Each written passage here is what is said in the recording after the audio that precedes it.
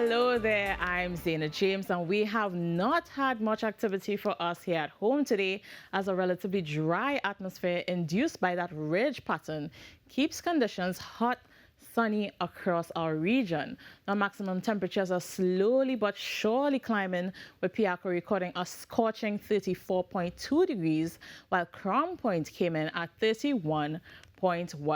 Now, this is the first time we've hit and crossed that 34-degree threshold for the year. If the atmospheric trend continues for the next 4 days, could we see a hot spell alert? We'll keep a close eye on those temperatures for you.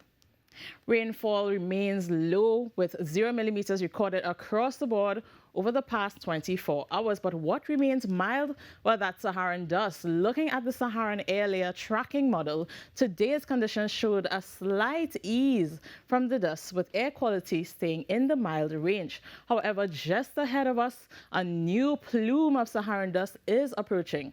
From tonight into tomorrow, concentrations will start to rise, with the bulk of the dust expected to peak by midday, reaching moderate to high levels.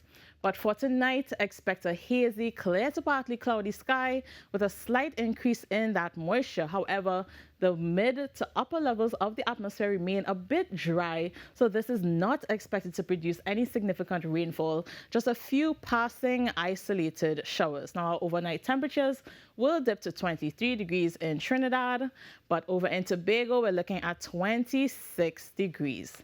Now, your sunrise will be at 6:10 a.m. for Trinidad and 6:07 a.m. for Tobago, while your sunset will come in at 6:17 p.m. for Trinidad and 6:14 for Tobago.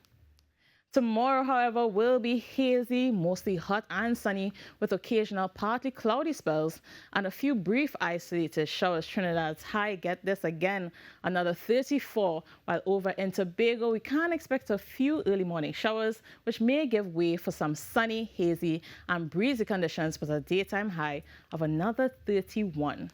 Before we check on sea conditions, though, let's touch on something important for Weather Wednesday: open waters versus sheltered areas. Now, when we refer to open waters, we're talking about areas exposed to the waves and the elements. Now, with no land or structures, they can't get the full effects of those. In our sheltered areas, however, on the other hand, are coastal zones protected by landforms such as bays, harbors, and these are where wave heights tend to be much lower than in the open water. So with that in mind, sea conditions remain moderate, with wave heights up to 2 meters in open waters and about 1 meter in sheltered areas.